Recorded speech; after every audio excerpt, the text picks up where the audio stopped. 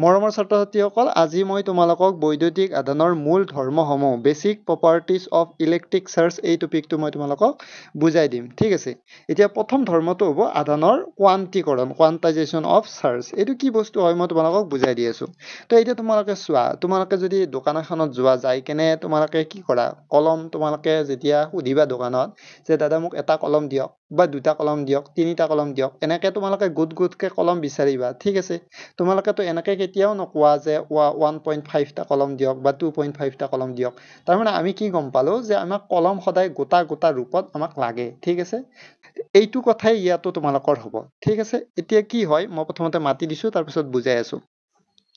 এতিয়া আধানৰ কোৱান্টিকৰণ কি বস্তু, যে কোনো এটা বস্তুৰ আধান কিউ সদায় এটা ক্ষুদ্ৰতম মৌলিক আধানৰ ইৰ অখণ্ড গুণিতক, অৰ্থাৎ কিউ ইকুৱেল টু এন ই।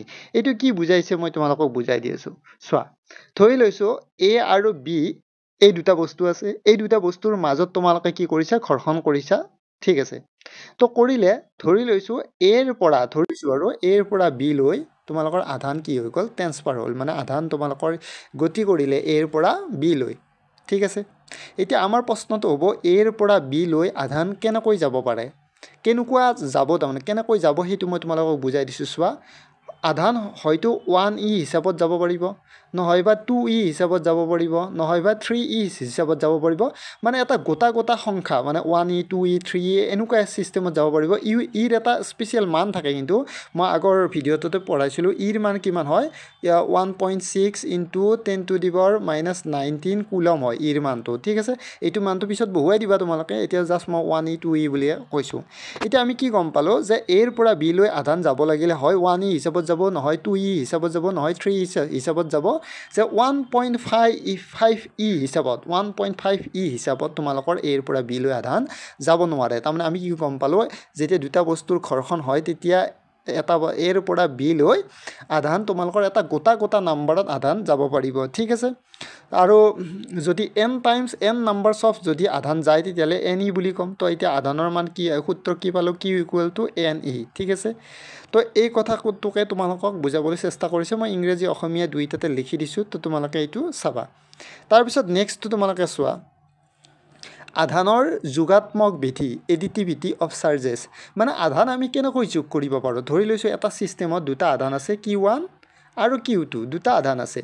এতিয়া আধান দুটাক আমি কেনেকৈ যোগ কৰিম। তো আধান দুটাক তোমালোকে একদম চিম্পলি যোগ কৰিব পাৰা, যে টোটেল আধান কিমান হ'ব, Q equal two Q1 plus Q2। যদি Q1 আৰু Q2 আছে তেতিয়াহ'লে Q1 প্লাছ Q2 হ'ব। আৰু যদি ধৰি লৈছোঁ এটা ছিষ্টেম আছে, তাতে তোমালোকৰ আধান এইকেইটা আছে বুলি ধৰি ল'লোঁ, +1 +2 -3 +4 +5 এইকেইটা কুলম, ইমান কুলম আধান আছে বুলি তোমালোকে ধৰি লোৱা। ধৰি ল'লে কি কৰিবা, এইকেইটাক এতিয়া যিটো চিহ্নৰ দ্বাৰা ইহঁতক ছিষ্টেমটোত আছে সেই গোটেইকেইটা তোমালোকে যোগ কৰি দিবা। টোটেল আধান কিমান যোগ কৰিবা, প্ৰথমতে কি আছে, +1 আছে, তাৰপিছত কি আছে, +2 আছে, তাৰপিছত কি আছে, -3 আছে, তাৰপিছত কি আছে, +4 আছে, তাৰপিছত কি আছে, -5 আছে। এতিয়া টোটেল কৰিলে কিমান হ'ব, -1 হ'ব। 1 কুলম যদি কুলম থাকে ছাইডত কুলম দি দিবা তোমালোকে। ঠিক আছে। তাৰমানে চিনকেইটা তোমালোকে দিব লাগিব, তাতে আধানৰ আগত যিটো চিন আছে সেইমতে বহুৱাই গ'লে জাষ্ট জেনেৰেল তোমালোকে যোগ কৰি দিলে কিমান আধান আছে ছিষ্টেমটোত, তন্ত্ৰটোত তোমালোকে উলিয়াব পাৰিবা। ঠিক আছে। তাৰপিছত নেক্সটটো তোমালোকে চোৱা, আধানৰ সংৰক্ষণশীলতা। মানে আধান সৃষ্টি বা ধ্বংস হ'ব নোৱাৰে। এটা বস্তুৰ পৰা আন এটা বস্তুলৈ আধান স্থানান্তৰিতহে হ'ব পাৰে। এই কথাটো মই তোমালোকক বুজাই দি আছোঁ। চোৱা, ধৰি লৈছোঁ এডাল কাঁচৰ দণ্ড আছে। ঠিক আছে। ইয়াতে এই কাঁচৰ দণ্ডডাল যিহেতু নিউট্ৰেল, ইয়াতে আধান কি আছে, বৰ্তমান 0 আছে, Q1 বুলি ধৰি ল'লোঁ। তাৰপিছত চিল্ক লোৱা তোমালোকে, এতিয়া ল'লে ইয়াতো নিউট্ৰেল হৈ আছে, যিহেতু আধান কিমান আছে, ইয়াত 0 আছে। তো টোটেল আধান কিমান হ'ব, Q1 প্লাছ Q2, তো আল্টিমেটলি কিমান পাম, 0 পাম। তাৰমানে এই ছিষ্টেমটোত টোটেল আধান কিমান আছে, 0 আছে। ঠিক আছে। এতিয়া 2 নম্বৰ কেছটো তোমালোকে চোৱা।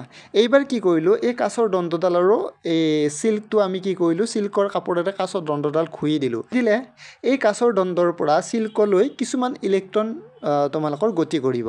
তো গতি কৰিলে ধৰি লৈছোঁ যে ইয়াতে যিহেতু য'ত ইলেক্ট্ৰন যায় তাত মাইনাছ হয়, ইয়াতে -Q আধান গ'ল বুলি ধৰি ল'লোঁ। চিল্কত -Q আধান গ'ল বুলি ধৰি ল'লোঁ। আৰু গ্লাছৰ ৰডত তেতিয়াহ'লে কি থাকিব, কি আধান থাকিব, +Q থাকিব। তো টোটেল আধান এতিয়া ছিষ্টেমটোত কিমান থাকিব, +Q কি ইকুৱেল টু 0 হ'ব তো আল্টিমেটলি টোটেল আধান কি হ'ব 0 হ'ব তো ইয়াতে তোমালোকে এই ইয়াতে 4টা ইলেক্ট্ৰন ইয়াৰ গ্লাছৰ দণ্ডডালৰ পৰা চিল্কলৈ 4টা ইলেক্ট্ৰন গ'ল বুলিও তোমালোকে ধৰিব পাৰা আৰু গ্লাছৰ দণ্ডডালত 4টা ইলেক্ট্ৰন পজিটিভ হৈ যাব তেতিয়াহ'লে ইলেক্ট্ৰন যায় সিফালে নেগেটিভ হৈ যায় 4টা ইলেক্ট্ৰন গৈছে বুলি ধৰি লোৱা তেতিয়াহ'লে 4টা নেগেটিভ চাৰ্জ হ'ব ইয়াতে আৰু য'ৰ পৰা ইলেক্ট্ৰন যায় তাত পজিটিভ হয় ইয়াত +4e হ'ব ঠিক আছে তো এতিয়া টোটেল কিমান হ'ব +4e -4e টোটেল আধান কিমান হ'ব 0 হ'ব তুমি যেনেকৈ নোচোৱা তোমালোকে মানে ঘৰ্ষণ কৰাৰ আগতো 0 থাকিব চিষ্টেমটোত আধান আৰু ঘৰ্ষণ কৰাৰ পিছতো কি হ'ব চিষ্টেমটোত 0ই থাকিব আধান ঠিক আছে সেইকাৰণে কৈছে charge can neither be created nor destroyed ঠিক আছে এতিয়া তোমালোকে চোৱা electric charge can be transferred from one object to another but the total amount stays the same